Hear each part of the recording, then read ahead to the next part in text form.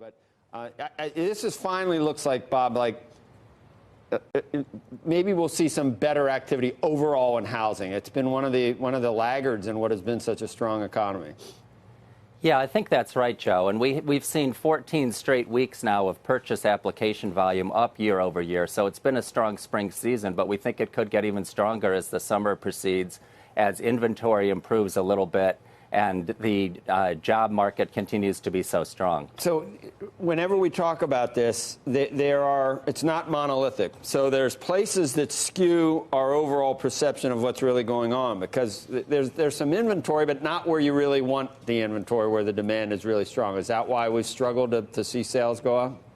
It's true that in the entry-level part of the market, the inventory is the tightest. And we're seeing that builders aren't able to keep up with demand because of high land, labor, and lumber costs and restrictive local zoning. So that's been one of the problems in the the entry-level part of the market.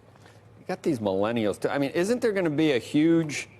I mean, it just seems like a lot of pressures are building, and when it finally opens up, it just seems like we may be surprised at the quantum move. It may not be gradual to much stronger. A much stronger market. Am I wrong in that? No, you're not wrong. The demographics are really behind a big surge in housing demand. And as you rightly point out, millennials are hitting that age where they become the highest percentage of homeowners. So the demand is really there to support the market strongly.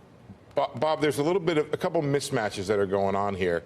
On the one hand, if you look at it, the home building industry is not building enough homes for the number of households being created. In fact, when I look at household growth versus housing growth, we're under 1.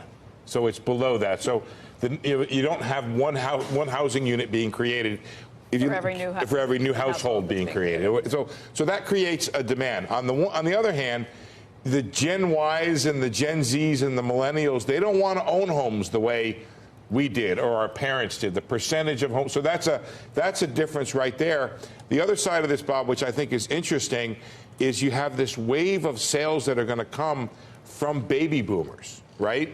And the question is, are they going to want to? Are the millennials and the Gen Ys and the Zs going to want to buy those homes from the baby boomers? So I see it a little bit differently on those younger generations. Okay. We're actually seeing that they do want to buy homes, but things are being delayed a little. They're marrying later.